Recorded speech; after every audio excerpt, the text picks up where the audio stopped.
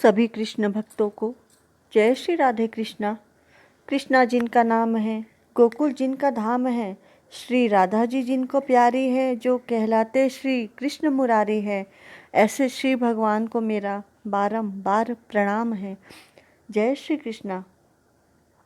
श्री हरिप्रिया, तुलसी जी की प्रतिदिन सच्चे भाव से पूजा अर्चना की जाए, उन्हें एक लोटा जल भी अर्पण किया जाए तो माता तुलसी जी के साथ श्री हरि विष्णु जी और माँ महालक्ष्मी भी प्रसन्न होती है। माता तुलसी जी की प्रतिदिन भक्ति भाव से पूजा अर्चना कर उन्हें अगर अपनी कोई मनोकामना कही जाए तो वह अवश्य ही पूर्ण होती है। कार्तिक महीने में माता तुलसी जी की पूजा अर्चना करने का महत्व 1000 गुना बढ़ जाता है। तुलसी महारानी नमो नमः, हरि की पटरानी नमो नमः। माता तुलसी, श्री कृष्णा जी और बूढ़ी माई की सच्ची पौराणिक कहानी।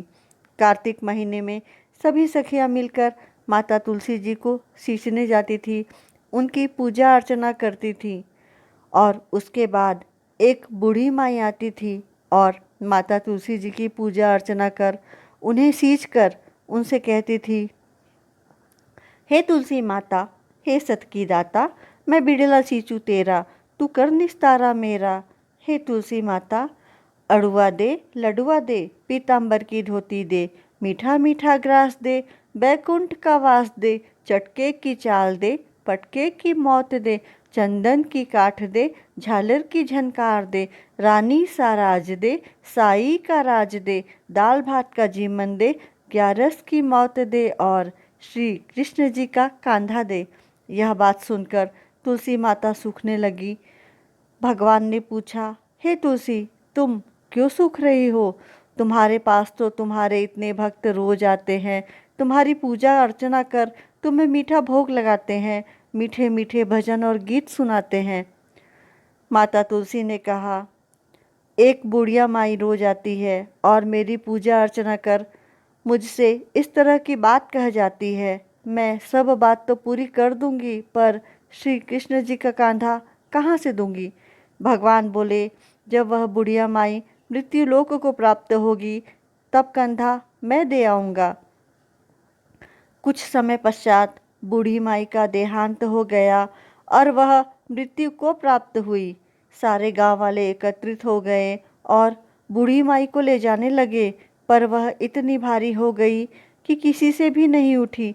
सबने कहा, इतना पूजा पाठ करती थी, पाप नष्ट होने की माला फेरती थी, फिर भी इतनी भारी कैसे हो गई? बूढ़े ब्राह्मण के रूप में भगवान श्री कृष्ण जी वहाँ आए और पूछा, ये भीड़ कैसी है? तब वहाँ खड़े लोग बोले, ये बूढ़ी माई मृत्यु को प्राप्त हुई है, पापिन थी इसीलिए भारी हो गई है, किसी से भी उठ नहीं रही है। भगवान ने कहा, मुझे इसके कान में एक बात कहने दो, शायद उठ जाए।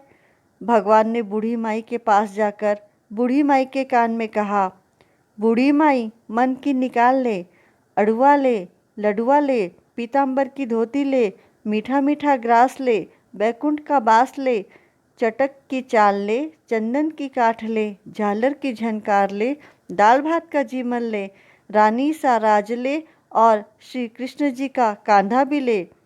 इतना सुनना था कि बुढ़िया माई हल्की हो गई।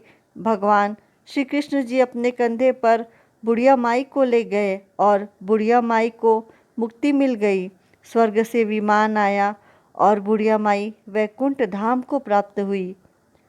हे तुलसी माता, जैसी मुक्ति बूढ़ी माई की कराई वैसी हमारी भी करना, और जैसे बूढ़ी माई को श्री कृष्ण जी का कंधा मिला वैसे हम सभी को श्री कृष्ण जी का कंधा देना।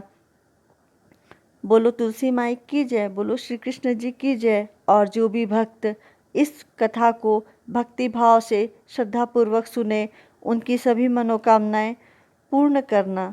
जय तुलसी माता, जय श्री कृष्ण। अगर आपको मेरी ये वीडियो पसंद आए तो आप इसे लाइक और शेयर ज़रूर करें। सब्सक्राइब करना ना भूलें। इस पावन कथा को शेयर करें और पुण्य के भागी बने।